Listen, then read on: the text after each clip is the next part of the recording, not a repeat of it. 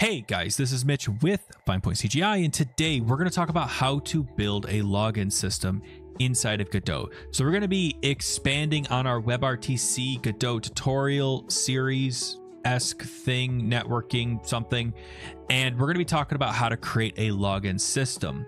One of the big important things of a game is keeping track of user and user information. So we're going to go through and talk about that. We're going to talk about how to create a database using SQLite.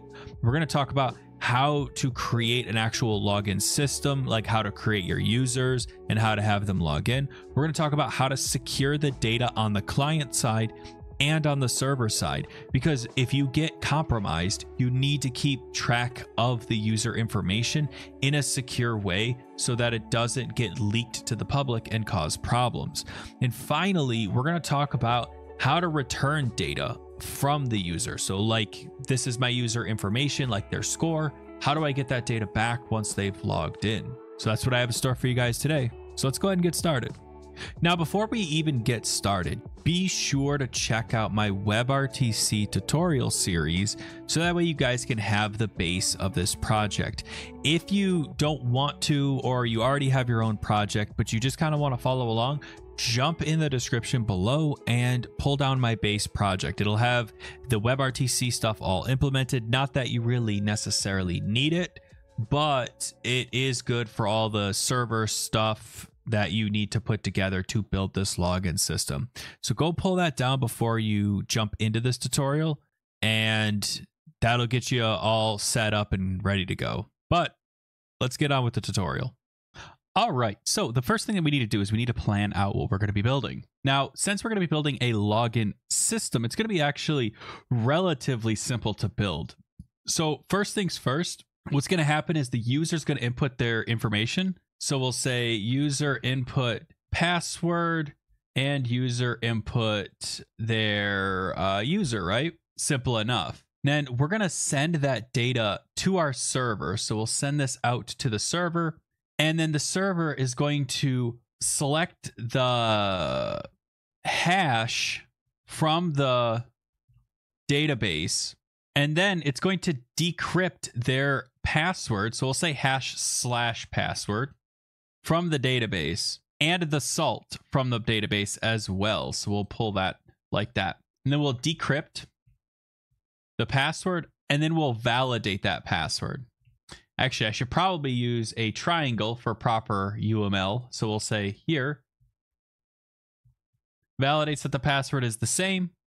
And then once we validate if our password is the same, if it is, pass the user ID back to the user, and they are now logged in as that user effectively. If it doesn't, then we're going to decline that user. So we'll put this down here, decline user. Login failed, like that. And then that's pretty much how that's going to go. And I'll put this as like our, almost like our end inside of UML. A lot of times they like to have like a little circle to basically to note that this is done. So we'll just drag in a nice little circle and we'll say that it's basically done at that point. So that's how we're going to log in. And creating a user is going to be basically the exact same process, but just slightly different.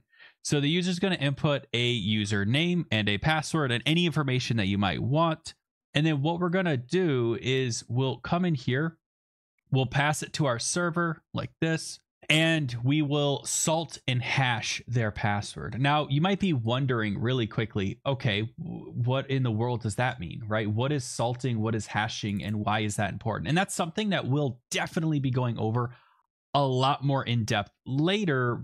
But what salting and hashing does for the purposes of this is it generates out a password, or like a GUID almost, that basically allows you to encrypt your data. And we're going to salt and hash the user's password. So we'll generate a salt, and then we're going to generate a hash as well. So we'll be hashing that person's password. So we'll generate a salt, and then we'll use that to hash password with salt. Okay, and that's going to basically allow us to salt and hash our password. Now, we'll also need a certificate, but that's something else that we can discuss later. But we'll insert that into our database. So insert into DB. We're going to basically generate a user ID. And then we'll basically pass that data back like so. And then we'll log them in like that. And that's basically the two major features that we need within our stuff. So this is creating a new user and this is logging them in. So basically that's all we have to build. So it should be a relatively quick tutorial. So let's go ahead and jump right into it. All right, so now that we're inside of Godot, let's quickly go ahead and build this out. And our first step is to basically build out our login page. So what we'll do is I'm just gonna basically ape this little area here. You guys can go and make it a whole separate scene if you want to, but in this case, it's probably not completely necessary. So I'm gonna right click my control node. I'll add in a child node. I'm gonna add in a panel like that. And this will be the login page. So we'll just kind of put it right here. Something about this big, give or take. We'll right click, add a child node. Let's add in a text label like so. We'll call this user name and make this about this big. We'll put it right about here. We'll duplicate this guy, drag it down, and then put password. And then we'll go ahead, right click, add a child node, and we'll go ahead and have a text edit like so. We'll go ahead and make it about this big, give or take, drag it about that, duplicate it, drag it down like that. And then we'll right click our panel, add a child node. Let's add in a button like so. And this will just be the login button. Now, of course, if you want a cancel button, we can duplicate that and drag this guy down here. And that'll allow us to have that cancel button if you want one. Now, of course, this is assuming that we build a pop-up, which maybe we should. It might be a good idea. And we'll do login like that. And that's all we really need to create a nice login panel. Now, we also need a way to create a new user. So let's create a small button. So let's duplicate this button like so. And then we'll make it about this big, give or take, and say new user like that. We'll just put it like this right here. Or maybe create new user. Let's explain what we're doing. So we can just kind of put that like that. We'll make our panel just a touch bigger. So that way everything just can kind of fit a little bit less snug, if that makes sense. I'll have to drag this button down as well. So it kind of matches. There we go. There, that's just a little bit better, a little bit less snug. And that should work. Now, the cool thing about our login system is that it's going to be relatively simple.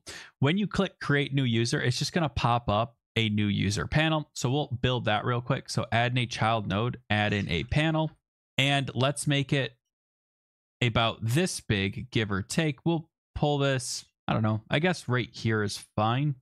And we'll right click, add a child node, put it in a V box container like so. We'll make it full screen, so that way it's full rect. We will right click, add a child node, add in an H box container. I probably should have done this for up here, but that's okay.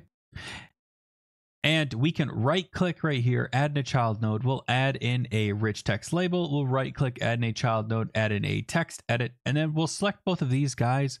We'll come in to, I believe it's under layout, container sizing, and we'll expand it horizontally. And our custom mini size, let's just make it, I don't know, about 30 pixels, let's say. And for our rich text label, let's just type user name like that. We'll duplicate this. We'll put password, and we're going to want to protect that text, right? So if you did something like password 123, you wouldn't want them to be able to see that. So we need to actually make it sensitive. And I believe Godot has that capability somewhere in here. And it looks like there actually isn't a capability of doing that. So we'll probably have to come in here and make a function to kind of build that out. But that's okay. So we can actually do that later, and that should be fine. So we'll come in here. We'll go ahead and get rid of, if I remember correctly, well, actually, since this has a scroll bar, let's just go into our rich text label and our text edit. So we'll select these four. We'll go into our layout, container sizing, change our mini size just a little bit bigger, something like 35 pixels. And that'll allow us to not have that scroll bar there. and a nice good space between everything. And now we can basically add any additional information we want. So if you wanted to have stuff password, maybe something like, a description of them or stuff like that, that's where all of this data would be. In our case, there's really not much that I'm expecting them to put in, so we'll go ahead and keep that. But we will do a button here, and we'll add in a submit button like that. Now I'm going to pull this guy down, something like this, and up, and then I'm going to adjust my panel size. I'll drag this guy up. Well, you can see, unfortunately, Godot's panel stuff is, as usual, relatively difficult. So we'll just grab this guy. We'll drag it down like so. There we go. And that'll give us enough space to add in like a header if we want one. So we can add in a rich text label and just say something like create user like that. We'll make that full screen on the top like so. And we'll adjust the size to be something like this. We'll use BB codes because BB codes are really, really useful to allow us to kind of build how this is going to work. So we'll go bracket, bracket, center, bracket, bracket, bold, or maybe not. There we go, B. And that will give us a nice, good bolded create user. And that's going to make it really nice and pop out and look good. Now we also need the ability to close it. So I'm going to come in here and grab my panel here, right click, add in another button. And I'm going to upper right hand corner it, go like this, and just do a small X, something like that. And that'll allow us to hide this little create user thing right here.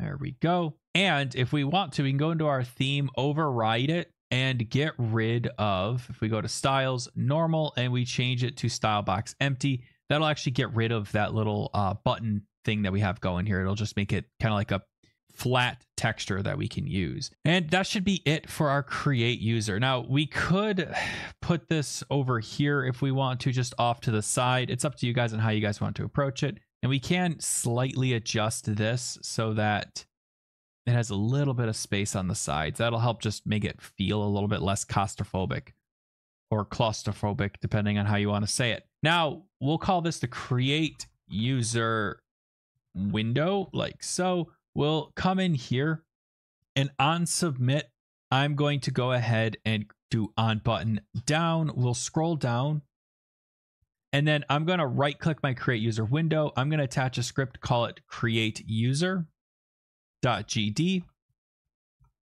like so. And I'm going to come in to my button node button down, and we will scroll down here, create user window, connect. And then we're going to do the same thing with this button. And we should probably name this as close. And we should probably name this as submit like that. And let's disconnect this real quick and reconnect it because I want that name, if that makes sense. There's like a name right here on submit button down. So we should make sure that we use that. Let's get rid of that. And let's do the same thing with our close. So we'll drag both of these guys into here like so. On this case, I'm just going to tell this to queue free. And on this, I'm going to tell it to emit a signal.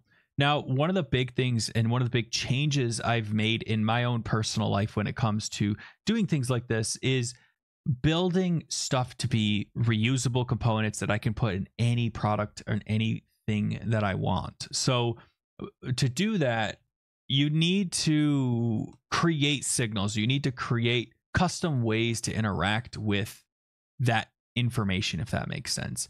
And that's pretty much what signals do, is they give you the opportunity to create a reusable component. So I'm going to come up here and type signal create user like that. And I'm going to pass in the user comma password like that. And on submit button down, I'm going to say create user dot emit, and I'm going to pass in $. I'll name this rich text label username label, and then username text. And then I'll do the same thing with this HBox container user or password label and password text like that. And then I'll go $, VBox container username.text because we started off with user.text, and then the same thing, $, password text.text. And that's just going to pass back both of those values. So now anytime I want to create a reusable component for this, anytime I want to actually use this create window, it will always emit that create user, right? It'll always fire that off, and I have that information. So let's take a pause and let's come up here and do login window like that. And let's take create user window and let's just drop it down into our RES. So we now have a create user window scene right here. We can get rid of this guy, and inside a login window, let's right click, attach a script, and type login window. And this login window is where all of our login information is going to be located. So if you remember, we have 3 buttons: create user, which is this button here. So we'll say create user like that. We have cancel, and we have login like that. And the nice thing is when you hit cancel, we're just going to queue free. So we'll just come in here, scroll down to login window, connect it, and then just queue free like that. When we create our user, on button down, we're going to fire off a signal for creating a user. Simple enough. When we log in, we're going to fire off a signal for logging in. Because again, remember, we're trying to make reusable components, and that's how you do it, right? So we'll come up here and we'll create a signal for logging in like that. We'll pass in a string. So it's going to be user comma password. And then we'll create a second signal, and we will create this as create user. And it's going to be user and password. Now, the nice thing is when we do our create user, we need to be able to instance that create user window, right? So let's come up here and say var create user window as a packed scene like that. And we'll export that out. So at export var. There we go. And then on create user button, we'll say var create user window is equal to create user window dot instantiate like that. And that's going to build that object. And then I'm going to add that as a child. So add child like that. And I will add that as a child to my actual window here. So I'm adding a child to my login window here. And then what we'll do is we'll attach that signal. So create user window dot, and you'll see that they have all sorts of options here. Well, what we want is we want our create user signal right here. So we'll copy that guy, we'll paste it, and actually it should be a capital C because it's something that we're using outside of this little class here, this little function. So I'm going to do that script here. So I'm going to do that, and we'll go in here and we'll do create user window dot create user dot connect bracket bracket, and we'll connect that to a function. And I'll just come down here and I'll say func create user bracket or parentheses name comma password. And then what we'll do is we'll emit our signal. So we'll just come up here, create user, copy it, paste name comma password, and we'll emit that guy. And that's going to emit that signal so that way we can catch it further down the chain. Because remember, what we're doing is we're basically stringing it up. So we're firing signals up so that our control node or our client node can pick that signal up, if that makes sense. It's a way for us to basically control how our data is being handled. Now, that being said, it might be useful to make this client node a little bit more root level, if that makes sense. But that's something that we can burn when we get there, right? That's a bridge that we can just light on fire later. So what we'll do is if you're logging in, you just go ahead and say login user.emit, and then you just hit $, and we'll pull back the, I believe it's text edit number 1. Yes, is the username. So we'll change this to user name and password like that. And then we'll just do $username.text, comma, $password.text like that. And there we go. So that just basically builds out a very simple login window that we can use, right? So it has the ability to create and log in our user, and it emits these two signals. Now I can drag this guy down, put it on my RES and save. And that's going to save this out as a separate piece that we can reuse later in our project. Now, when I click on my login window, you'll see that it has an empty here. So let's drag that guy in and let's get our login create user window in there, not our login window. So we'll drag that guy in there. There we go. Now, once we have this, our login window is done. This whole section should just work. And we're going to grab our login window. We'll put it underneath our client. We're going to go into our client and basically set up the attached to the signal for this login window. So we'll go into our ready right here. We're going to hit enter, go $login window dot. And I believe we have in our login window, we have create user window, which is a pack scene, and then we have login user and create user. So we'll come in here and we'll basically hook up our stuff. So create user dot connect, and we'll be connecting that. We're going to do the same thing, but for the other one, which is the login user. So I'm going to grab that guy. Login user.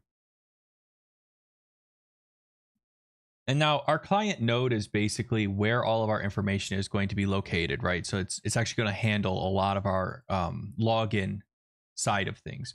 So what we'll do, if you remember how we handled this previously, which I know this has been a while since I've done a tutorial on this area, but basically we have a message here and we're putting a packet with that message and then the message type. So we'll copy this, we'll go up here and we'll create a function called create user and login user. So func create user, and I believe it's going to take in a username comma password like that. And then we'll say var message blah, we'll do that, and then we'll say func login user like that, username comma password like that. And I'll basically just tab and I'll put this guy so that the indent is correct. We'll take this bit here, we'll copy it, paste it, and there we go. Now for the message type, I'm going to come in here and I'm going to add two message types. So it's going to be create user and login.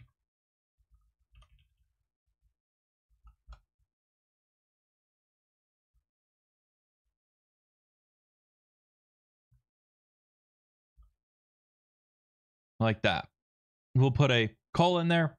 And then for the message type, we'll go dot create user. And then here we'll do dot login user. Now, peer ID, origin ID, don't worry about those guys. Data is going to need to get created. So we'll come up here. Var data is equal to bracket quote username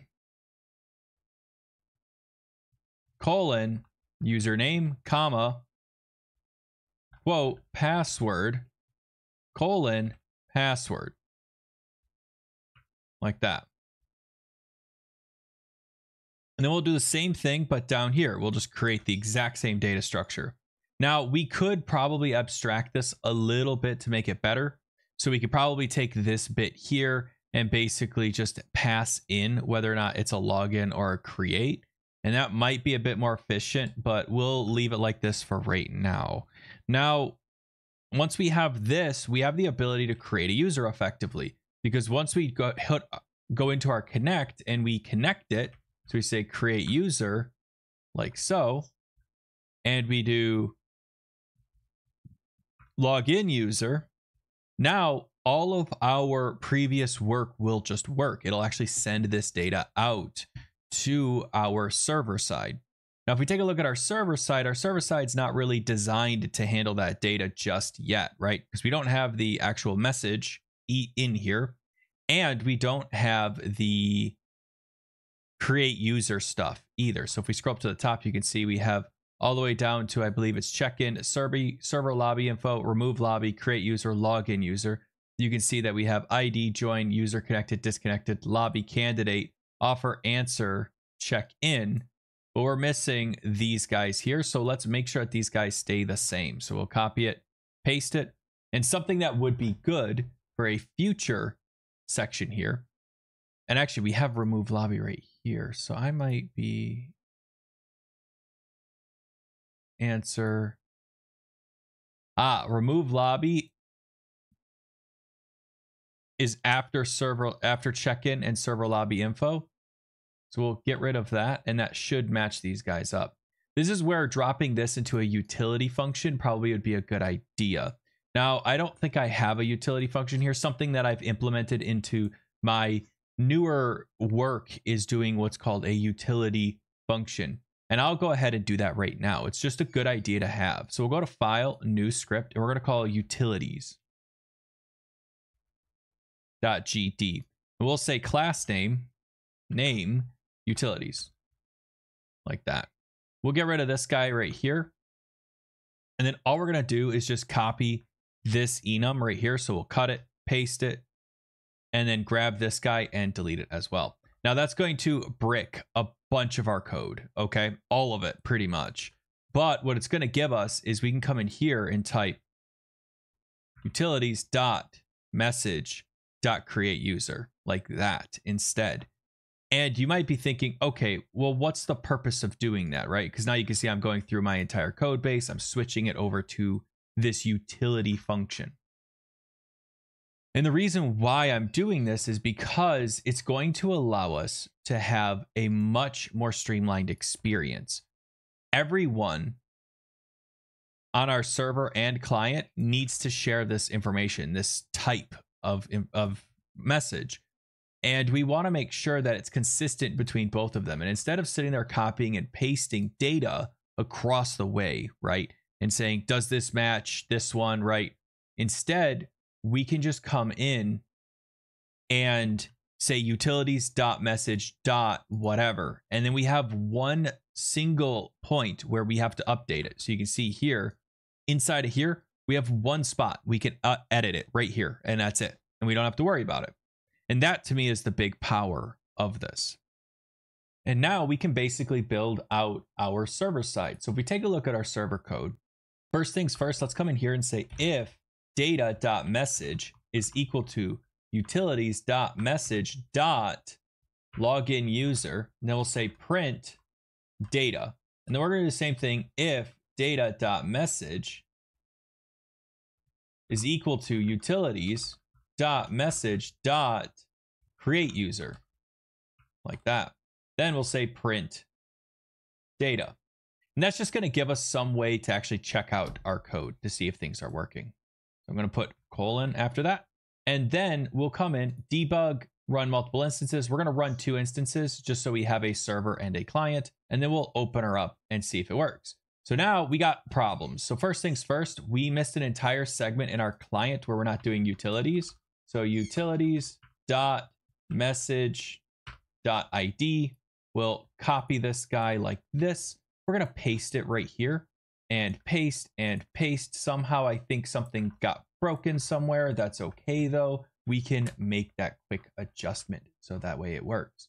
Now, once we have this, we'll refresh, see if it loads. There we go. And we're going to go start server, start client, test, and then for password, test, login. And we got nothing, but we did get an error. So that's always good. Client, login user, get connection status, returning unconfigured. So this happens because our connection never got created. So now the question is, did I make a mistake in creating my server? I started server, started client, did this. We started our server, started our client. So the question is, did something break somewhere? And yes, you can see right here, I'm connecting to my WebSocket external IP, not my internal IP. So I'm connecting to my server out in DigitalOcean. So we'll change that and we'll refresh, and let's try that again. So start server, start client, test, test, login. And you will see lobby empty, data, password, test, username, test, message 12, or original peer is this, to peer this. Perfect, right? that's exactly what we wanted. We have our password and our username. So that's really great. So now let's talk about how to actually create a user. How do you create a user? What is a user? What is that defined as? Well, that is where a database comes in. We need to actually store that user information somewhere. And that is where a database will come in. Now, in my case, I'm going to use SQLite just because this project is so small. I don't think we're going to need to go to Postgres and deal with all of the big issues that has to do with Postgres. So what we'll do is we'll go to assetlib. We'll come up here and we'll type SQLite. And this is made this, and we'll pull the SQLite by Too Shady for You. Too Shady for You is a pinnacle of our community. He built this plugin and it's a really great plugin, so definitely use it. So we'll go ahead and download that and we will go ahead and install it. Now, if you want to know exactly how this plugin works inside and out, go ahead and check out my SQLite tutorial where I talk about all of the importance of this tool.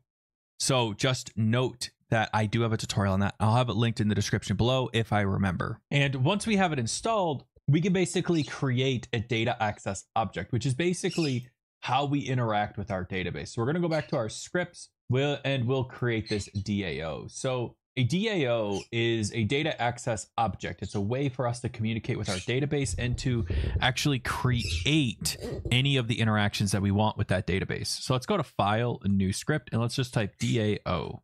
And then for the class name, we're going to call it class name underscore DAO, and then we'll go ahead and create a var DB, which is basically going to be our database. Now, to initialize our database, all we have to do is do DB is equal to SQLite.new, and you'll notice that nothing comes up. And the reason why is because we did not enable the add-on. Unfortunately, even though we installed the add-on from the assetlib, it just didn't get enabled. So we have to go to project settings, and then go into plugins and enable that add-on. And now you'll notice that this is going to get picked up in a few seconds once the DAO and everything starts. Add-on gets enabled and it actually gets started. We double check my project settings. It is enabled. It looks like it failed to initialize the add-on right here. Cannot load GD extension built for Godot 4.2.1 using an older. Oh, it's because I'm using Godot 4.2. Let me upgrade to 4.2.1 and I will be right back. That's the reason why. It's because the one that they use in the assetlib is for 4.2.1, not for 4.2. So I'll just upgrade my Godot real quick and I will be right back. All right. And now that we have it upgraded to 4.2.1, let's go ahead and go to our script, go to our DAO here, and let's initialize our database. So we'll come in here. Let me make this a little bit bigger for you guys so we can actually have some space here. And what we'll do is we'll say var db is equal to SQLite.new, and that's going to initialize that database. And now we need to actually create our database and actually choose where we want it to be. So db.path is equal to user://data.db, and that's going to drop it into our users folder. So it's out in the users folder. And then we're going to open that database. So db.open_db, like that. And now we need to create a table for that database. So var table is equal to bracket quote ID colon quote data type is of type int, and we'll hit comma quote primary key colon true comma quote not underscore null comma colon true. There we go. Comma, and then auto increment. And we'll make that equal to true. Now, the reason why we're doing this is because it's going to allow us to get a unique identifier for each user. So think of like the first user is going to be 1, right? The second user will be 2, third user 3. And that'll allow us to have a unique identifier for every single person that has an account with our project or with our game. And that's going to be big because it's going to allow us to have statistics. It's going to allow us to keep track of everything about that person so that we can store their data properly. So now we just kind of come in here comma, enter. Well, I guess you only really need one enter, but that's fine. Quote name, which will be their username. And then we're going to make that into a quote data type, and then we'll go string or text in this case. Comma, quote password. Colon, same thing, exact same stuff right here. We'll just grab this real quick. So paste. And then we need to add in one more thing, and that is called your salt. And I'll explain that in the future, but basically it is the game changer to our password solution for our project. And like I said, I'll explain it in the future, but basically think of it kind of like this. A salt is a unique way to encrypt someone's data when it's at rest.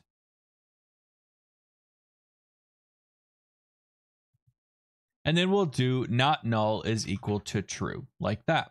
So you'll have your data type, int, not null is true. Now, if you want to store any other information here, you definitely can. So like, for instance, if you're creating like a shooter game or a multiplayer game where people are fighting or something like that, you could have something like a win-loss record. You could have stuff like, you know, if they have an item table, you could associate a separate table in the database to this user so you can store a lot of their information or their items, stuff like that. But in this case, we're just going to keep it like this real quick. And then we'll come in here and type db.create table, quote, players, comma, table, like that. And that will build out that table. Now, the beauty of this is if the table already exists, it's not going to do anything. So we could just create it and not worry about it. Now, you might be asking, okay, but why would we create the table in here, but we could just do it inside of SQLite? And that's true. But on first startup, if you don't check to see if your database exists and that you can actually, you know, have the proper tables, if you do anything to that database, it's going to completely brick your project. So it's just good to just do it like this. Make sure that you do a little bit of error checking to start with before you start interacting with that data.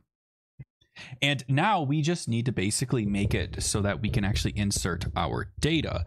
So inserting data is pretty easy. You just create a function for that. So we'll say func insert user data. We'll pass in the name, comma, password, comma, and salt. You can see we have our three little things right here. Well, basically the same thing down here.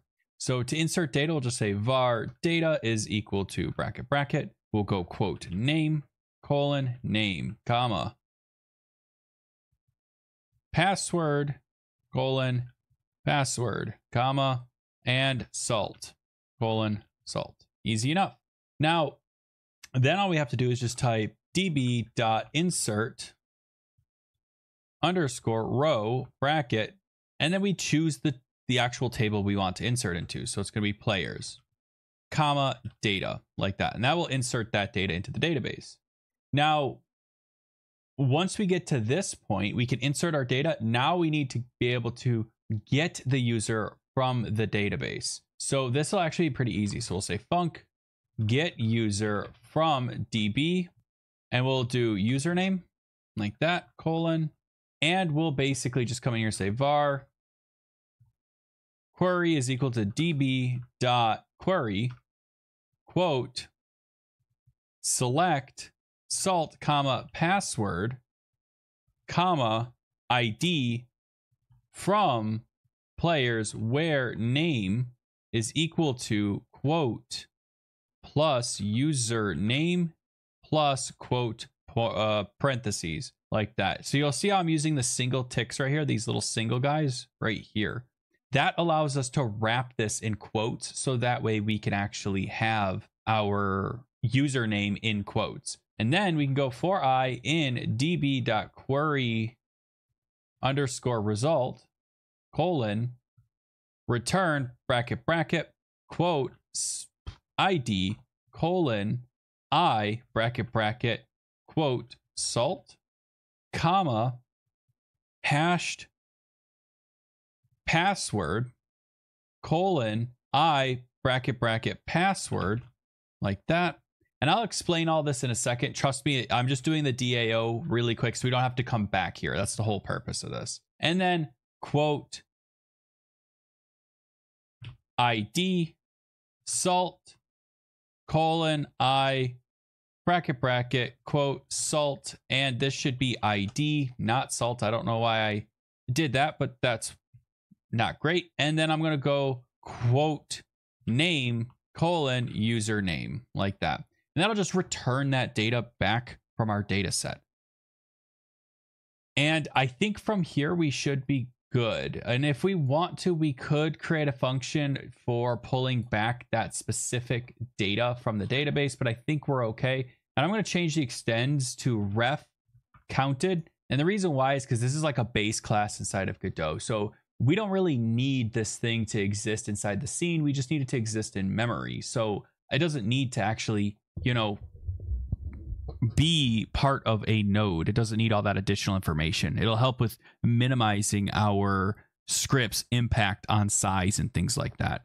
Now, once we have this, we can basically go into our server and create our login system. So what I'm going to do is go into server. I'm going to come down here and I'm going to create a function called create user. So we'll come in here and under create user, we'll go create user like that. And we're going to pass in the data that we get back from here. So we'll come down here. I'm just going to collapse these guys so that way we get a bit more space in here because it's a little bit crowded. There we go. Now we want to create a user. We can just come in here and go func create user like that. And we'll pass in data. Now this data that we have here, we first need to kind of decompress this data into two different types. So if you remember, we have data user and then data password, right? So if we just basically come in here and go DAO dot, I believe it's what, create user, right? Insert user data. So if we come in here and we do insert user data, we go data dot, I believe, what is it looking for? A name, data dot username, comma, data dot password, comma, and we'll just say test here. Actually, I think my salt would be something. It's an integer, I believe, right? Yes, it's an integer. So we have two name, password, salt. Inside of our server, we have username, password, and salt. And you cannot call non-static directly. That's fine. So what we can do is come up here and say var DAO is equal to DAO.new, like that. And then we could just call it down here like that. There we go. And you can see here that now we have a way to create a user. Now I'm going to double check to make sure the data is correct. So if we take a look at our data, right? Oh boy, where is it?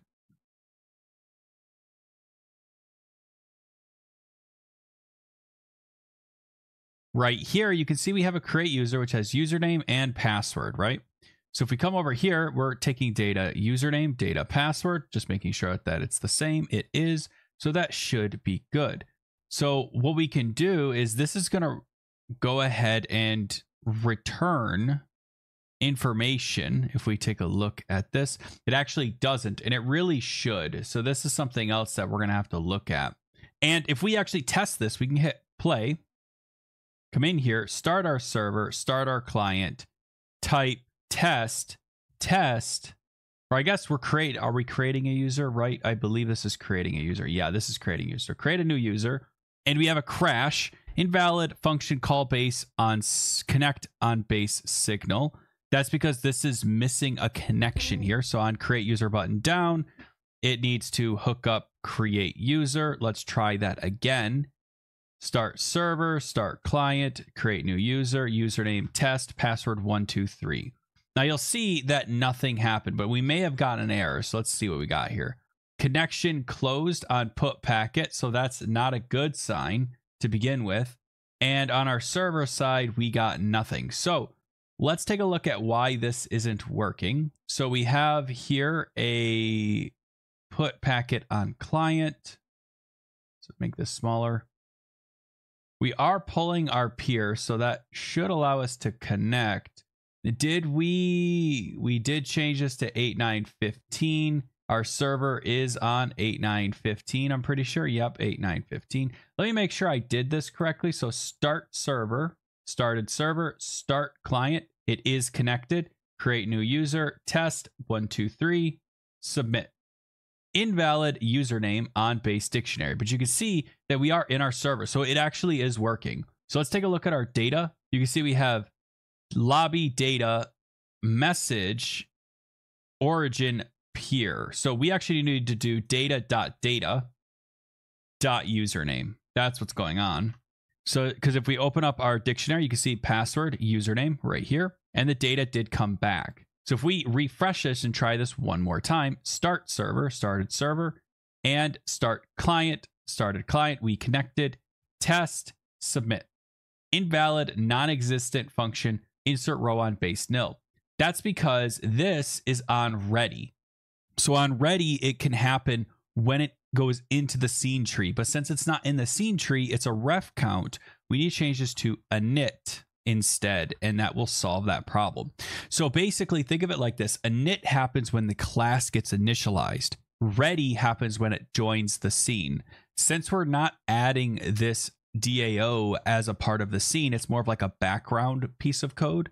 We can just use init instead. So we'll refresh that really quick. Start server, start client, create new user, test, submit. Another non-existent function on base nil. So our DB is not getting created. So let's check for any other errors that might be here. So database, opened, closed, started server. So you can see here we have opened, closed database, opened, closed database. So I wonder if our DAO is not staying in memory. That's possible. Let's take a step back. Let's take a look at this. Let's go to utilities. Let's try, see how this is node. I wonder if class name DAO, ref count, DB. Let's see if it created that database really quick. So we'll come in here, go to open user data folder.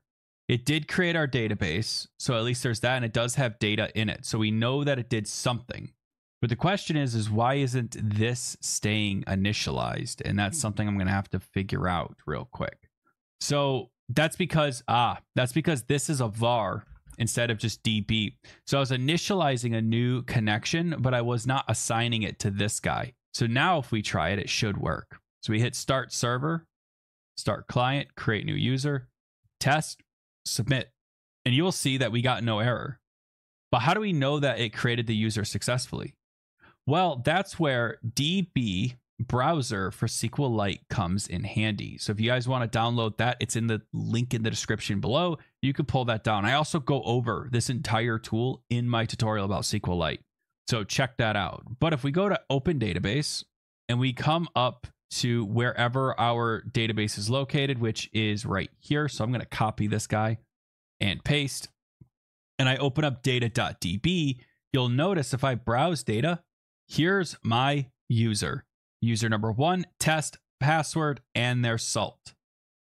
Now that's crazy, right? Because we actually have our person, right? It works. And now we just have to log in. So now we do have this get user from DB, so that will help quite a bit. But let's go to our server here and let's log in. So we'll pass in data, and I think, is that what we called it? Login? Yeah, okay, cool. So we can do that. And then we can say DAO.getUser from DB, and we need to pass in a username. So we'll just pass in data.data.username. And that's going to pull back all of our user data. So I'll say var user data is equal to that. Now, what we need to do is we need to return that user data. So we'll just say peer.getPeer data.peer ID, if I remember correctly. It's been a second. If I take a look at this, peer, no, it should just be peer, not data.peer ID. It's actually data.peer. I didn't have data.peer ID. So data.peer.put packet JSON.stringify user data, like that. And then we'll pass .2UTF8 buffer like that. And once we have this, we can basically go into our client and just print out that data really quick. So I'm just going to kind of print it out because this is not going to be the final form of this. So we'll say print data like that. Actually, I already have print data. So actually, I don't need that. So we'll refresh this. We'll come in here. We'll hit start server, start client. And then I believe our user is test. And then our password is password123. We're going to click login and you will see that it prints out our data right here. And that should be our user's information. Now, first things first, you'll notice that, and actually I think what I'll do to verify this, because I don't know if that's correct, that feels wrong to me. So let me go over to my server. Let's take a look at this. Yeah, see how we're not printing out our data. So we'll just go log in like that. And we'll pass in data like that. That's my fault. So we'll refresh this.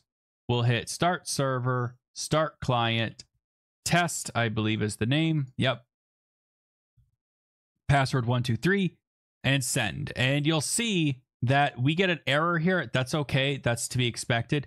But it did get back to our client. And if we hover over our data, so we take a look at our data, you'll see that it has our hashed password, our ID, our name, and our salt. So it pulled back all of the data from our database and sent it back to our user, which is great. That's exactly what we wanted. So now let's process this information. So you can see we're getting data message, it's equal to utilities, message ID. So we're going to need to add a new message ID of some kind.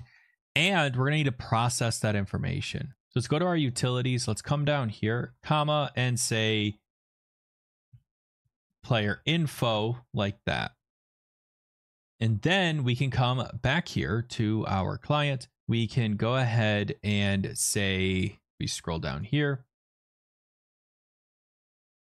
If data.message is equal to utilities.message.playerInfo, then let's go ahead and display that information. Now, I'm just going to make it really simple because I don't really want to go super in depth what to do with user information, but we'll just bring it over here. We'll just create a small pop-up. So we'll create a panel right here like this. Let's drag this guy over here. Whoops. Drag this guy over here. We'll bring it like this. We'll right click, add a child node, and let's add in a label. And we'll just put username like this. And then we'll just put something like user ID. And we'll put something like score, let's say. We'll go with lifetime score like that. And then I'm going to go ahead and duplicate this guy like so. I'm going to pull this guy over. And I'm going to grab this and say player info like that. And I'm going to change the name of this panel, call it player info panel. I'll go into the client and I'll just hit $ player info like that dot text is equal to, and I will do data dot, and if we take a look at our data, you'll see right here. So we'll say data dot ID. I believe we started with what, name, correct? So we'll say data dot name plus quote /n. I believe it's this n like that. Data ID, and then I believe our other one was score, but we don't really have that yet. So we'll just do those two for right now. And then if we go back to our server side right here, and we look for where we put our message data. So when we do our login and we pass in that user data, let's decompress some of this data and make it into something reasonable. So you can see how we're getting back our user data via this DIO get user from database. So let's go data var data is equal to bracket, and then let's just pass in the data as we expect it. So we can go quote user name colon user data dot name. I believe that's what we used. If I look at our client and I look at our debugging, you can see data name. So that works. And then we'll do the same thing, data ID. If we come back here, user data.id, like that. Now you'll notice that I'm creating a new object, right? And also it looks like the parameter. So we'll just say return data, like that. And then we'll also pass in message type, I believe is what it is. If we take a look at our client side, it is just .message. So we'll say .message like this, and then we'll say utilities, and I'll need a comma here. So hold on, there we go. That'll get back my ability to have IntelliSense. So we'll say utilities dot message dot user. Well, I thought I created user data, but it's player info is what it's called, not user info. So we'll go with player info. And you'll notice, like I said, we're not passing back any of this information, and that's perfect. That's exactly what we want. And last but not least, we can just basically change this to return data like that. And now if we refresh, in theory, if they log in, so we'll go start server, start client, test, password 123, I believe, or was it 1234? It was just 123. Log in. You'll see it's going to return the data. Index name, it does not exist. So if we look at this, it's username. That's my fault. So username, we'll refresh that real quick. Start our server, start our client, test, password 123, and log in. And it's still mad at us. Invalid string to float, and that's because ID is an actual float. So we need to wrap this in str for it to be able to be read properly. Last try, and hopefully it'll work. So start server, start client, test, password 123, log in, and you will see that it prints out the data here, and this got set up correctly, although that /n is probably the wrong direction. So we'll do that.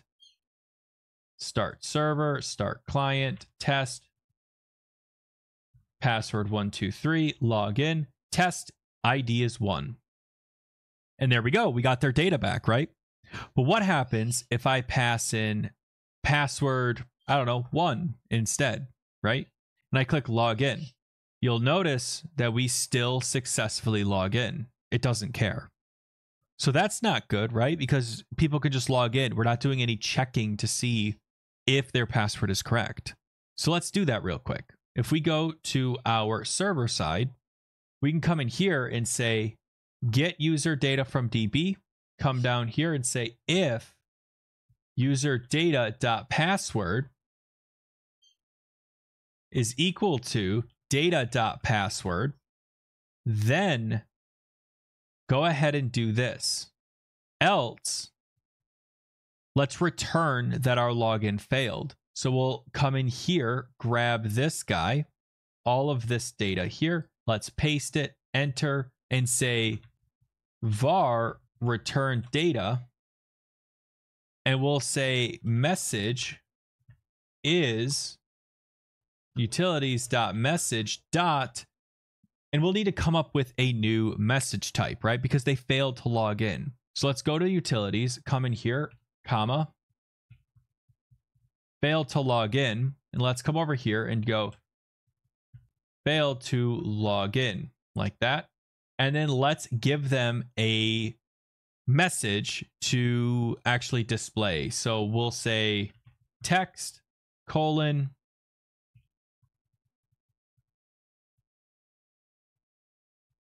failed to log in, invalid username or password. We could probably just do or.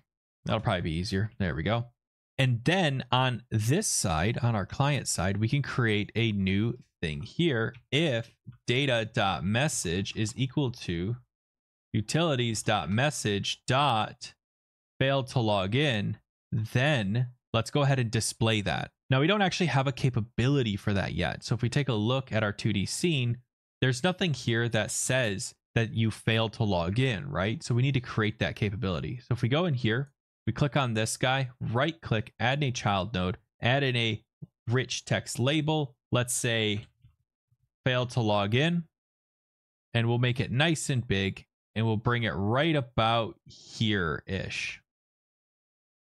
If we come down here, we could go to theme, overrides, colors, default, make it a nice hardcore red, because when you fail to log in, you want to make sure that people are aware that it's a problem, right? So you're going to want to make it red.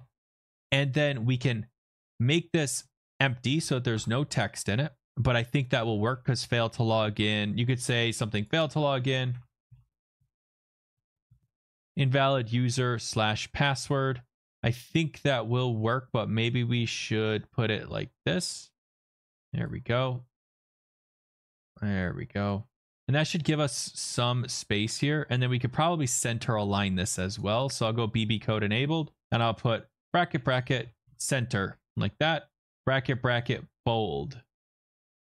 I think bold's going to make it too much. So we'll just go with bracket, bracket, centered like that. And then we'll get rid of the text in here as well. So we'll just burn this text and save. And then we'll come in here and we'll just have a func set system error label, and we'll pass in our text bracket $, rich text label number 3 dot text is equal to text like that. And then we can come into our control node here and say, if our utility message fails, $, login window dot set, and I believe we had it set as set system error label, copy set system error label, data dot text like that. And now what that means is that if we do this, hopefully it will work. So start server, start client, test, TT, go. Ooh, and it failed. So right here it says invalid get index password on base dictionary. So if we take a look at this, it's going to be data.password, not just data.password. So data.data.password. Let's try that again. So server, client, test, TT, invalid index password on base dictionary. So the question is it mad about user data.password? It says hashed password. So hashed password. And trust me, I understand that you're going to be confused about hashed passwords. Don't worry about it. Trust me, we'll get there. So start server, start client, test, TT, and you will see failed to log in, invalid username or password. Awesome. So now we know why we failed to log in. And that's the power of creating this style of system. So now at this point, we have the ability to log in. We have the ability to get our user information back. How do we actually secure our user information? What happens if somebody breaks into our computer and steals this database? Well, then all of these passwords and all of these usernames are compromised. And in a perfect world, when people just use individual passwords that never repeat, then it wouldn't be as big of a deal. But nowadays, people use the same password for everything. So we need to secure the passwords on both the client side and the server side. So how can we do that? Well, that is where hashing and salting comes in. Those are two really important parts of creating a good, secure password system. So how do we do that? And in order to salt and hash your password, we need to actually make a utility to do this. Godot doesn't actually have the capability of doing this by default, so we need to build something to do that. So let's do that. So we'll come in here, we'll go to File, New Script, and let's just call it usercrypto.gd. I'm going to make it extend ref counted like I've done before. So ref counted. We're going to say class name user crypto. I'm going to get rid of both of these guys. Much like our utility function, we don't necessarily need that stuff. So I'm going to create a function called generate salt, and I'm going to put in a length parameter. And I'll default that to 32. Now it's up to you on whatever your default you want it to be, but in my case, I'll do 32. And I'll say var crypto is equal to crypto.new, like that. And then I'm going to return crypto.generate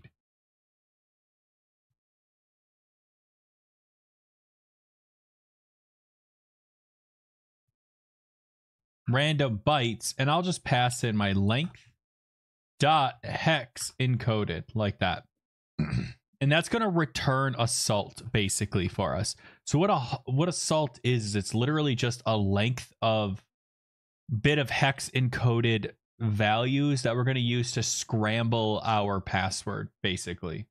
And then I'm going to create another function called hash password, like that. I'm going to pass in my password and my salt, like that. And in order to hash a password, all we have to do is say var password data is equal to password dot to UTF-8. So 2 underscore UTF-8 underscore buffer, like that. Var salt data is equal to salt dot 2 underscore UTF-8 buffer, like that. And that's basically going to take both of these guys and make them into UTF-8 buffers. It allows us to combine our data and make a hashing algorithm of sorts, if that makes sense. So then I can go var combined data is equal to password data plus salt data. Okay. So all this is doing is it's basically just appending the salt onto the password. And it makes it a little bit harder for you to know exactly what is the password and what isn't the password, if that makes sense. And then we'll put var hash context, context is equal to hashing context.new. And then we'll say hashing context.start, and we'll pass in SHA-256 to hash our data. And then we'll say hashing context.update, lowercase h, like that, dot update. And I'm going to pass in a chunk of data. It's going to be my combined data. And then I'll say var hash is equal to hash context.finish, like that. Now it's a little mad at us real quick. There we go. I guess it just solved it on its own. And then we'll return our hash as hex encoded. And that's basically going to sufficiently jumble up our data, right? It's going to make it hard for people to be able to decode this, because basically what we're doing is we're grabbing this generated salt. Well, at least what we will be doing is we'll be grabbing this generated salt, which is a random byte of 32 bits of data. We're going to basically append that data onto our password, and then we're going to hash it together. And what that means is it's going to sufficiently jumble up the data and make it really hard for someone to decrypt it without the salt that I have, if that makes sense. And now we could basically take these guys and actually encrypt our stuff, right? To make our stuff a little bit more safe for our users. So we'll come into our server. We'll come down to create user, and instead of just inserting the data like we are here, let's go ahead and salt and hash our password. So when we create a user, we'll just say var salt is equal to, and we'll need to get a reference to our cryptography utility that we have. So let's scroll up to the top and just say var crypto util is equal to user crypto.new, like that. Then we'll scroll down and we'll say crypto util dot generate salt. And by default, it does 32. I think that that's going to be acceptable for now, but if we wanted to change it, we definitely could. We'll come down here and we'll say var hashed password is equal to crypto utility dot hash password. And then we'll pass in our password. So data dot password.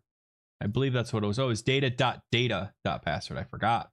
Data.data.password. And that's going to return a hashed password. And then all we have to do is pass in our salt. So comma, salt, like that. And then we'll pass this guy into here. And we'll pass in our salt, like that.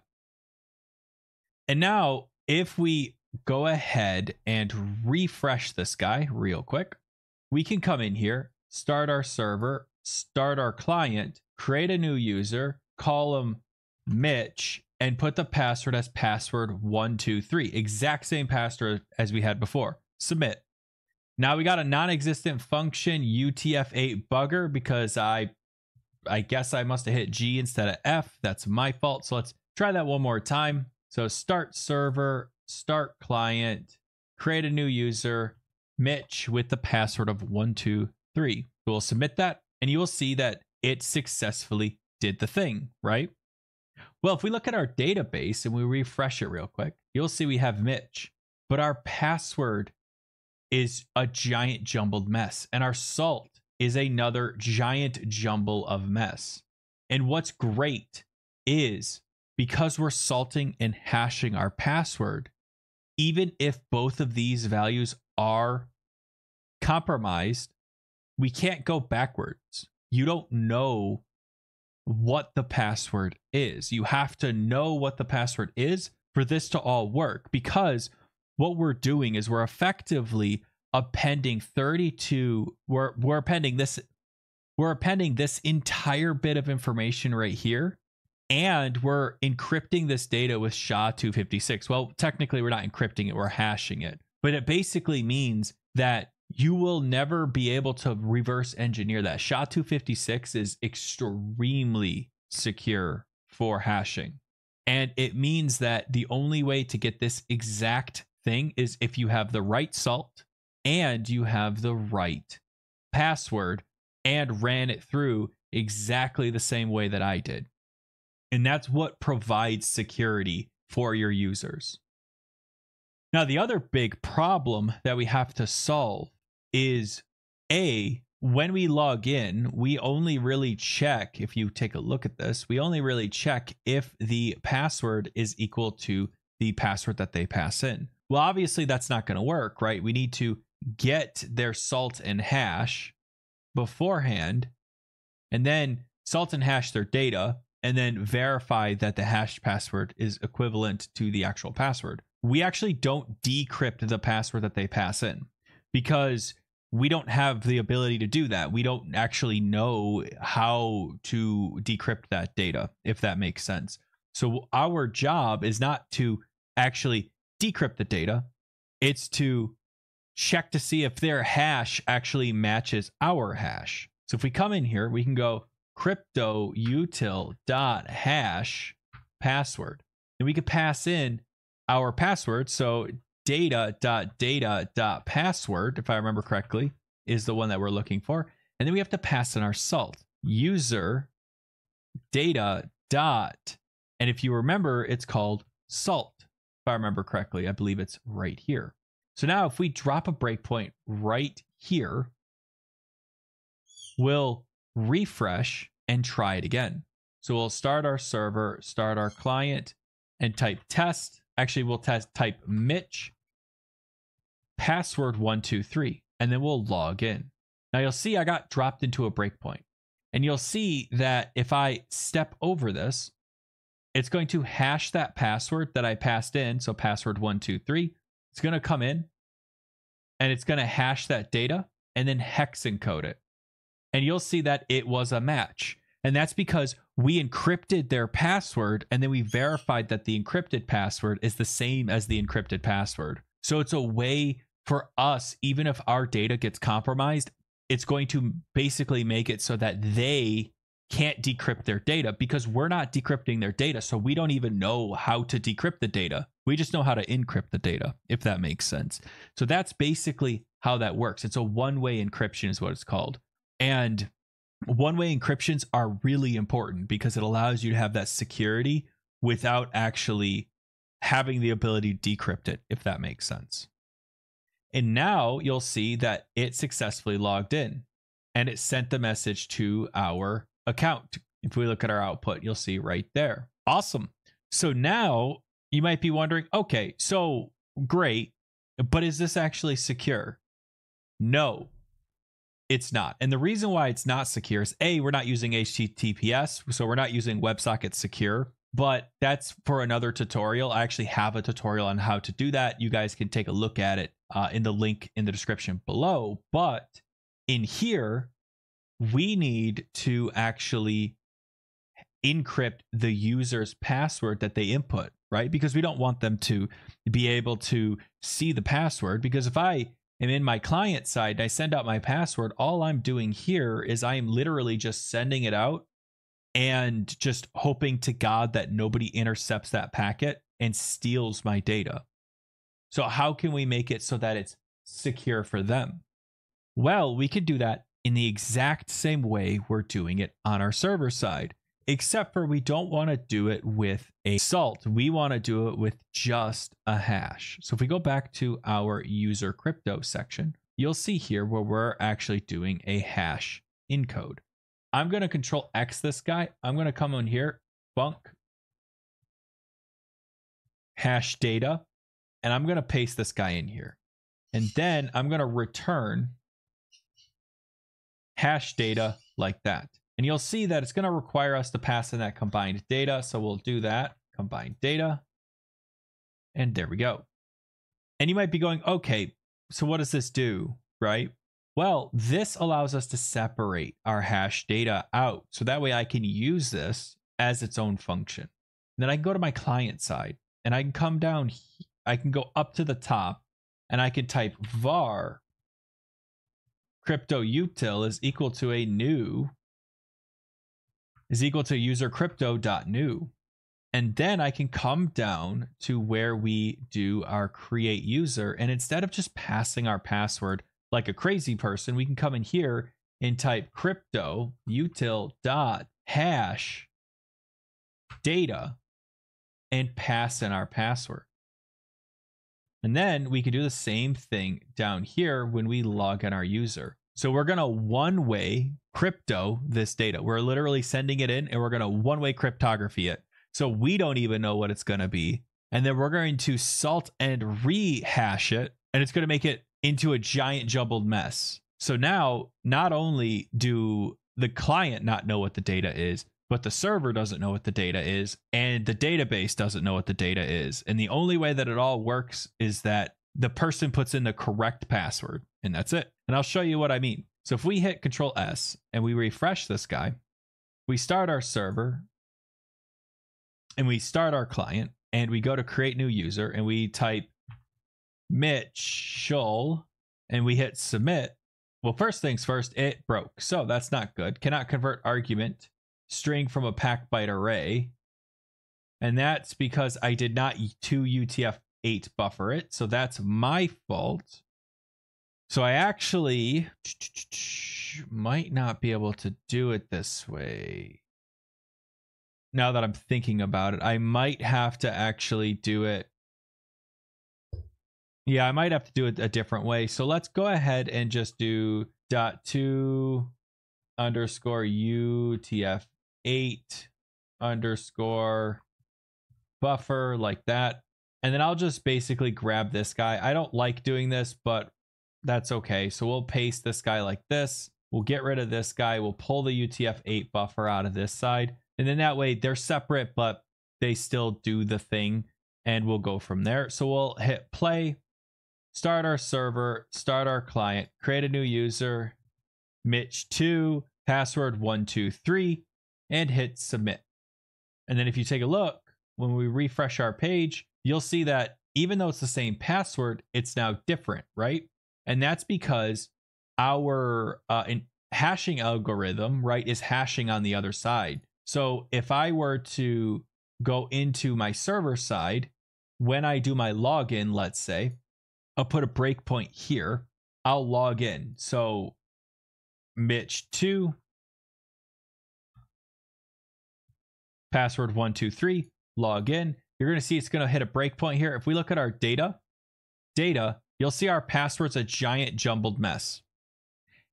And that is as far away as it possibly can be from their actual password, right? So not even the server really knows what the password actually is. So if they capture this data in transit, they're not going to know what the actual password is. And that helps keep the user safe, if that makes sense. And now we'll step over, and you'll notice that when we pull back our stuff, we go in here and it logs in just fine and sends back the data as we expect it. Mitch 2, ID 3, message 13, exactly as we had. And that is the power of salting and hashing your password. It makes it impossible for people to go and reverse engineer people's passwords. And even if you have a data breach, it doesn't matter.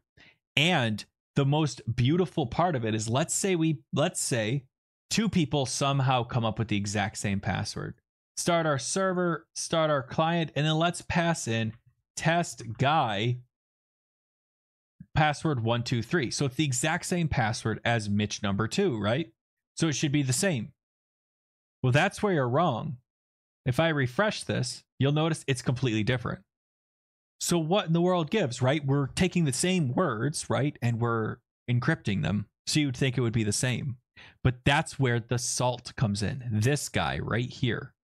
Because this guy is different than this guy, because they're 32 bits, 32 strings, right? They're 32 characters. Because they are different, this password is different.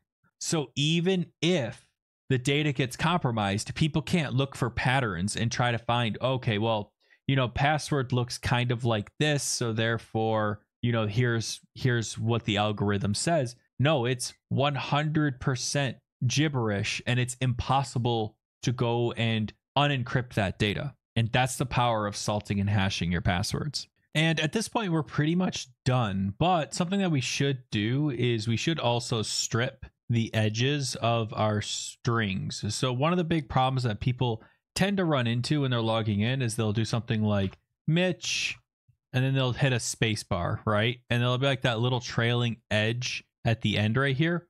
And that can cause a lot of problems because the strings aren't going to match. So Godot is going to get confused, and then you're not going to be able to log in.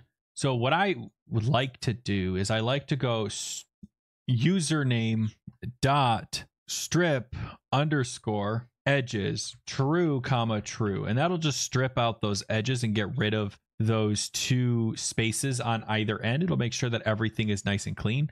And we'll do the same thing down here as well. Strip edges, and probably the same thing with our password as well. We should probably strip those as well, just in case they put a space bar in there. And we'll double check to make sure that that's correct. So start server, start client, Mitch, let's see, 2, we'll have to do 2, password 123, log in, and you'll see that it logged in just fine. It'll just allow us to go ahead and deal with that. If we actually come in here and we add some spaces to this and we hit log in, you'll notice that we still are capable of logging in just fine. And that's something that's just useful to have, so that way we have that information. Now, last but not least, we have this lifetime score. The easiest way to basically do it is if I come in here, I can just modify this table. So if I come in here, right click, modify table, whoops, right click, modify table. Let me add in a score field, and then we'll make that an integer like that. And basically that's just going to allow me to have an additional column here for score. And the nice thing is we could basically pass that data back. So if I said like Mitch had 100 points in his score, I can write those changes, come in here, go into my client here, find where I'm parsing that data. It's under process, I believe, right here. And we could just say plus quote slash n plus data dot score and wrap that in str like that. And then we can basically come into our server side and just make sure that we add that information in when we select that data. So we can go comma, quote, score, colon, user data dot score like that. And then I'm going to go and do the same thing with the DAO. So we'll go to the DAO, we'll come down here and we'll just go comma, quote, score, colon, I bracket bracket, quote, score. And then we'll say select salt password ID, comma, score from players where name is equal to their username. Now, this does not protect against SQL injection. That's something to keep in mind. Right now, the database is not being protected against that, so we'll need to protect against that if we can. So what we'll do is we'll refresh this guy, and then we should be able to go start server, start client, Mitch2, password 123, log in, and you'll see Mitch2, user ID 3, score 100. You can see right there is the score. And that's pretty much it. Now, the last thing that we have to do is we need to stop that SQL injection attempt. So you're not really going to see it because I don't really know fully how to do a SQL injection on my end. I'm not that great at this. But what we need to do is we need to make sure that we change up our SQL code here just to be a little bit more safe. So what we're going to do is select this stuff where name is equal to this, right? Well, instead, we're going to go like this question mark, right? And then we'll come down here and say var param bindings is equal to an array where username, like that. And then we'll come down here and say db.query underscore with underscore bindings query param bindings. And that should stop us from having any issues with SQL injection. So now we'll start our client. Mitch2, password is going to be password 123. We'll click login. And it does not like my query with bindings. Cannot convert argument 1 from Boolean to string. That's why. This is not supposed to be db.query anymore. That's my fault. So this is supposed to just be a string. There we go. So we'll get rid of that guy. Enter like that. And then we'll refresh. And it's mad at us probably because I caused a problem with this because there's an extra one of these guys. There we go. So we'll refresh this guy. Hit start server, start client, Mitch2. Password 123. We'll click login, and it's mad because it says that we can't get our hashed password on base nil. So my guess is the data that came back is empty. So let's see why. My guess is something to do with this. Let me drop a breakpoint here. Let's try it again real quick because we're not selecting any data out of this guy. So this should just work. I don't know why it's not wanting to though. We're going to drop at a breakpoint. So my DB query result is empty. So let me see. From players where name is equal to. I might not need the quotes for it to work, but I have a feeling I'm going to need the quotes. But we could try it, see if without the quotes, if that's what's causing it. So we'll hit start server, start client, test, or I guess Mitch2, password, test 123, or password 123, login.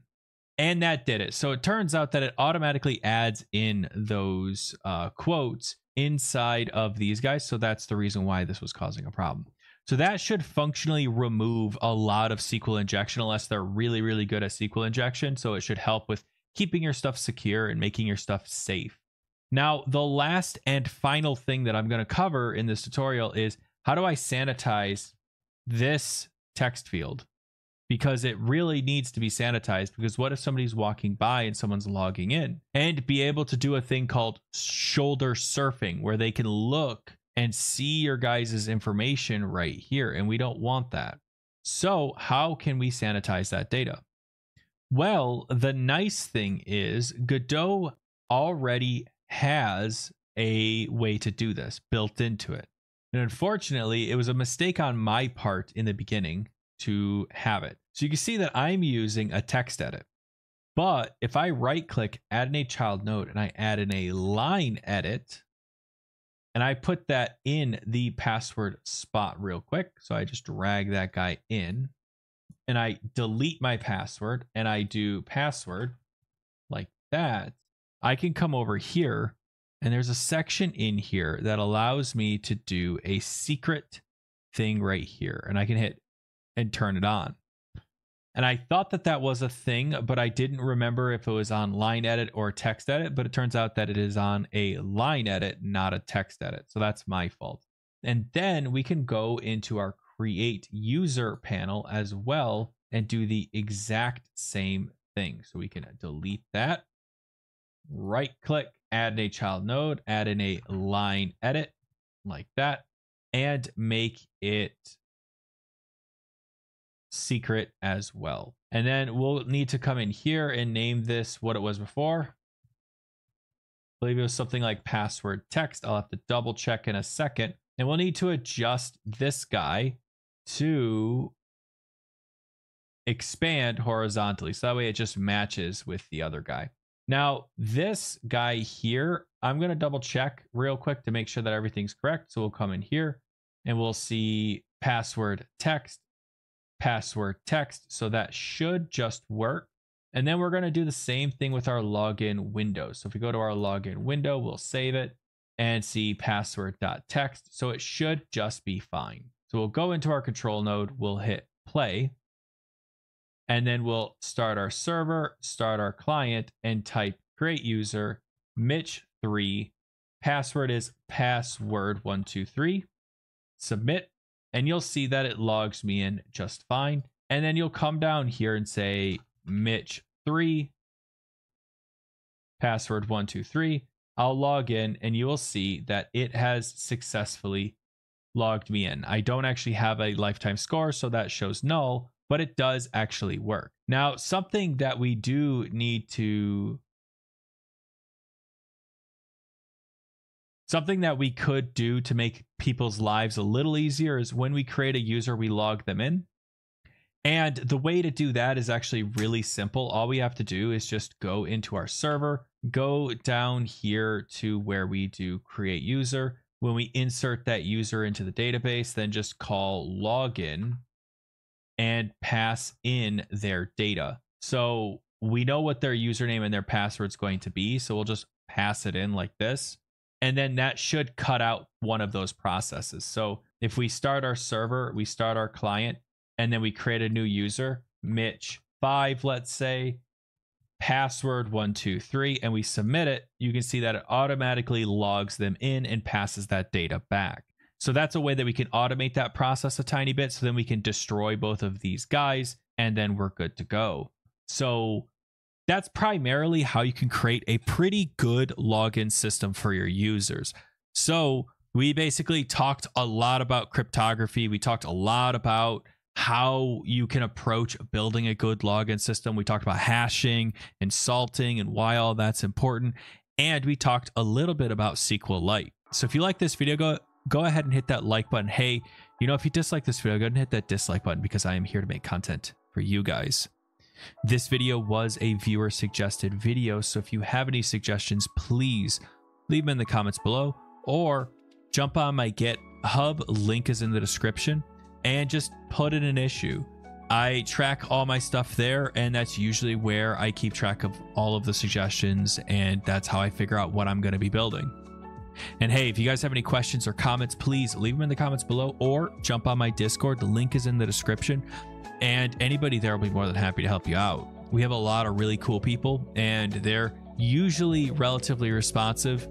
If not, then I'll jump in and answer your question to the best of my ability. But that is all I have for you guys today. So thank you so much again for watching, and I will see you all next time. Thanks.